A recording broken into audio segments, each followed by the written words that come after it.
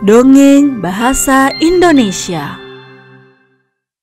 Pengantin Mayat.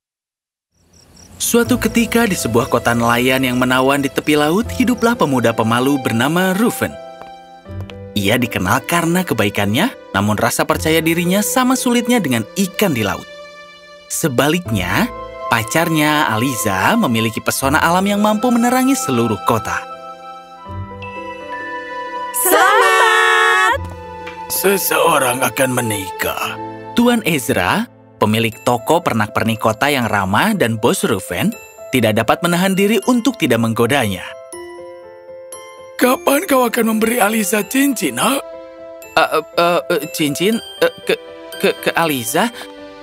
Apa kalian berdua bergosip tentangku? Hanya hal-hal yang baik, sayangku. Cincin temanmu sangat indah. Pasti menyenangkan untuk menikah. Aku selalu menginginkan lamaran yang sangat indah. Bingung, Reuven tersipu dan bergegas keluar, diikuti oleh Tuan Ezra.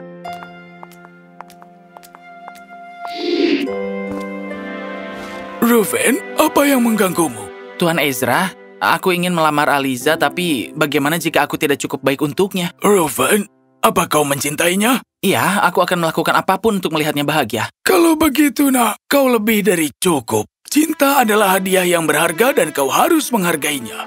Hati Reuven bahagia karena perkataan tersebut. Malam itu juga, dia berangkat mengunjungi toko perhiasan kota. Keesokan harinya, Aliza melihat Reuven di toko perhiasan. Akhirnya, Reuven dengan gugup memilih cincin yang sempurna di tengah koleksi yang mempesona. Tapi Aliza memergokinya sedang beraksi. Akhirnya.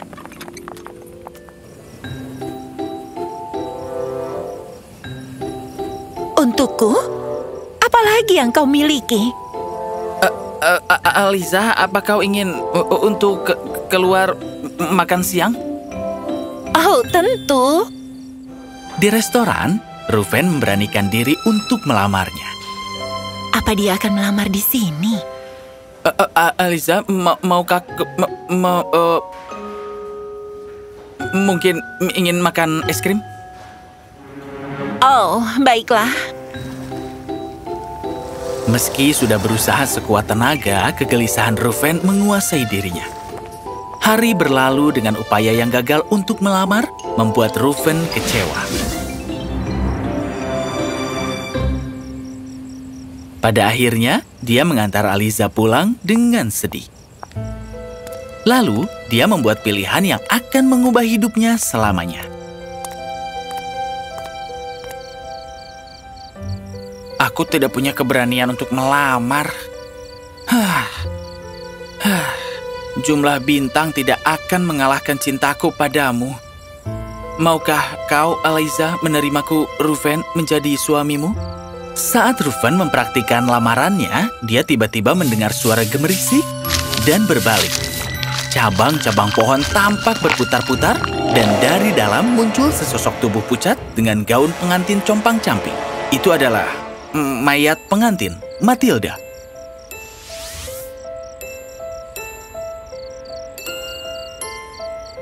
Kau salah mengeja namaku. Aku bukan Aliza. Aku Matilda.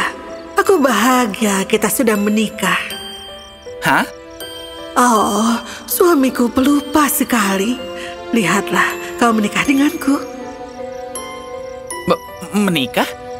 Oh, aku harus memberitahu yang lain. Yang membuatnya ngeri, dunia di sekelilingnya bergeser, dan Reuven mendapati dirinya turun ke dunia bawah dengan Matilda di sisinya.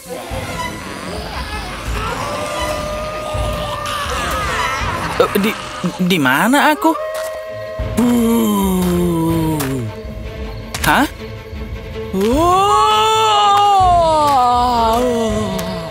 Tidak.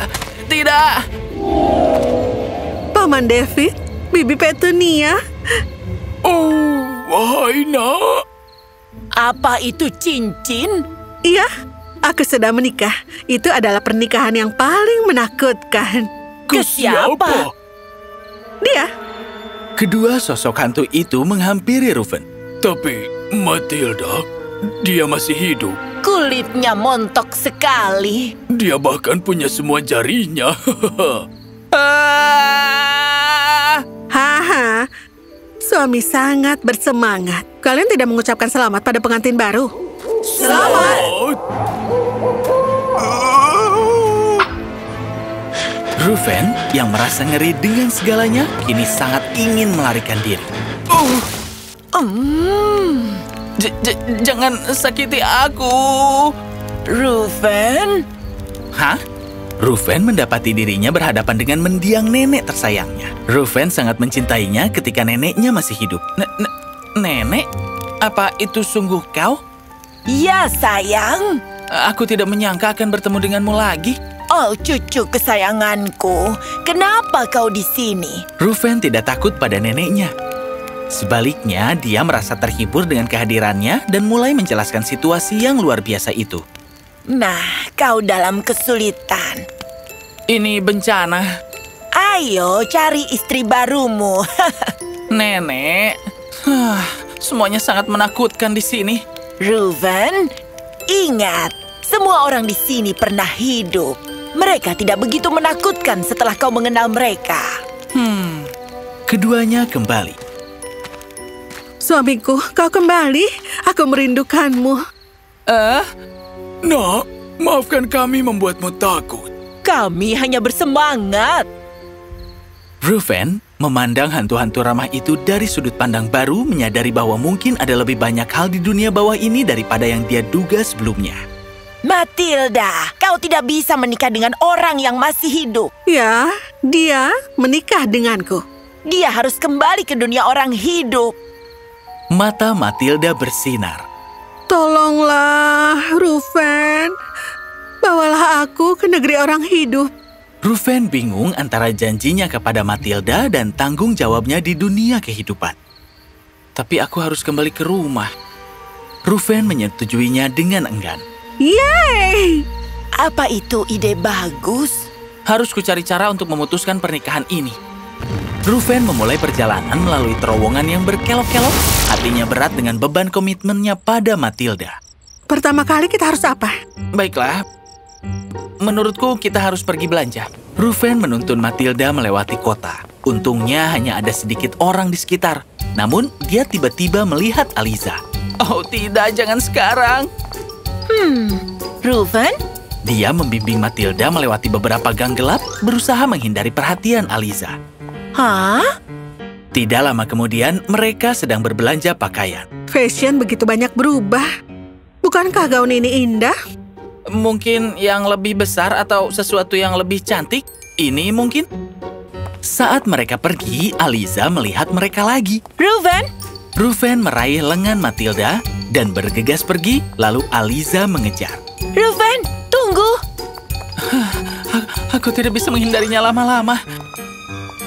Mencari perlindungan di toko pernak-pernik, Reuven dan Matilda mencoba mengatur napas. Wow, cantik sekali. Oh, apa ini? Dia mengambil kalung tetesan hujan. Ada taman mawar kecil di dalamnya. Kenapa ini terasa familiar ya? Menurutku, kita aman di sini. Reuven berusaha mengeluarkan Matilda, tapi dia tidak sengaja menabrak Aliza. Reuven, kenapa kau menyelinap ke sana kemari? Dan siapa ini? Dia... Setelah diperiksa lebih dekat, Aliza terlonjak kaget. Oh, dia adalah mayat. Namaku Matilda, dan aku bukan teman Reuven. Aku istrinya. Apa? Itu kecelakaan. Reuven buru-buru menjelaskan situasi yang tidak biasa itu kepada Aliza yang kebingungan.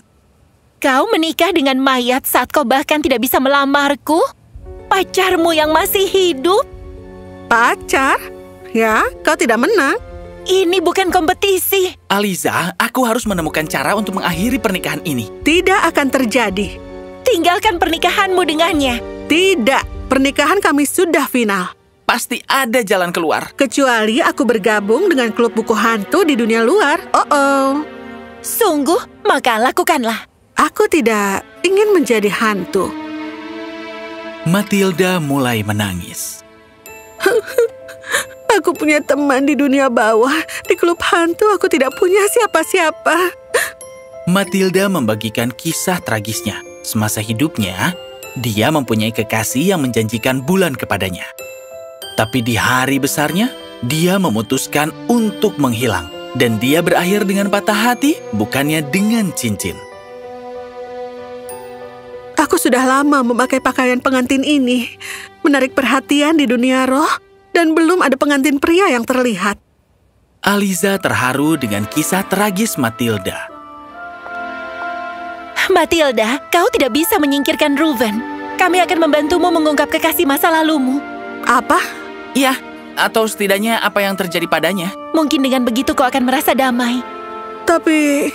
Tapi tidak ada yang akan mengikuti ceritaku setelah aku menghantui tempat ini. Kami akan mengingatmu. Matilda tersentuh oleh kata-kata mereka. Menumpahkan berita hantu itu pada kekasihmu? Itu sudah lama sekali. Ingatanku seperti sarang laba-laba kuno. Dia adalah pelaut legendaris, lebih kaya dari impian bajak laut. Dia akan menghujaniku dengan harta karun dan dia memiliki tai lalat berbentuk hati di bawah hidungnya. Baiklah kalau begitu, itulah petunjuk kita. Atau begitulah yang mereka pikirkan. Mereka berkeliling selama berhari-hari berusaha menemukan kekasih masa lalu Matilda. Mereka bahkan meminta bantuan Tuan Ezra. Apa kau mengenal pelaut kaya di masa lalu? Pelaut kaya. Semua kehidupan pelaut sederhana. Lebih baik tanyakan pada mereka daripada aku. Reuven memutuskan untuk melakukan hal itu. Kau tahu apa yang terlintas di pikiranku? Dia menggunakan nama pelaut mawar merah. Mereka bertanya kepada para pelaut, tapi sepertinya tak seorang pun mengingat sosok itu. Kita sudah mencari kemana-mana. Mari kita tunggu Reuven. Kita akan coba lagi. Reuven pergi mengunjungi Tuan Ezra yang sedang sakit. Dia melihat betapa khawatirnya Reuven. Reuven, jangan khawatirkan aku. Fokusmu harusnya pada mengikat ikatan dengan Aliza. Apa kendalanya? Sedang kuusahakan. Saat kau menemukan cinta, raihlah tanpa ragu-ragu. Aku juga pernah jatuh cinta tapi melewatkan kesempatanku. Dia mulai terbatuk-batuk, sehingga Reuven membiarkannya istirahat. Saat pencarian mereka berjalan dengan susah payah, kesehatan Tuan Ezra terus memburuk. Hingga suatu hari, aku akan mengunjungi... Reuven bergegas masuk ke rumah Tuan Ezra, disusul Matilda dan Aliza. Dia sangat pucat. Reuven, kemarilah. Oh, Tuan Ezra. Shh, aku ingin memberitahu. Dulu aku melewatkan kesempatan untuk menikahi cinta dalam hidupku. Dia adalah wanita penuh semangat yang menyukai mawar dan hujan. Mawar dan hujan? Ya. Aku adalah pelaut dari pantai asing dan aku melamarnya. Tapi takdir membuatku menjauh dari saat itu. Oh, tidak. Saat aku kembali ke pantai, dia sudah meninggalkan dunia ini. Leontin ini tadinya akan kujadikan hadiah untuknya. Tunggu, siapa namanya? Matilda. Ezra? Tuan Ezra menatap Matilda dengan kaget. Air mata mengalir di matanya saat Aliza dan Reuven menjelaskan semuanya. Setelah sekian lama, kau masih mencintaiku? Aku selalu mencintaimu. Bahkan aku selesaikan Leontinnya. Aku melihatnya saat itu baru setengah selesai. Tuan Ezra tiba-tiba merasa lelah. Aku pikir inilah waktuku untuk pergi. Baiklah, ini saatnya aku menjadi pendampingmu, Ezra. Matilda telah mengambil keputusan dan keduanya akhirnya bersama. Reuven, maafkan aku karena mengganggumu. Terima kasih atas semua yang telah kau lakukan. Kau sekarang bebas untuk menikahi Aliza. Kami akan selalu mengingatmu. Reuven, menikahlah dengannya.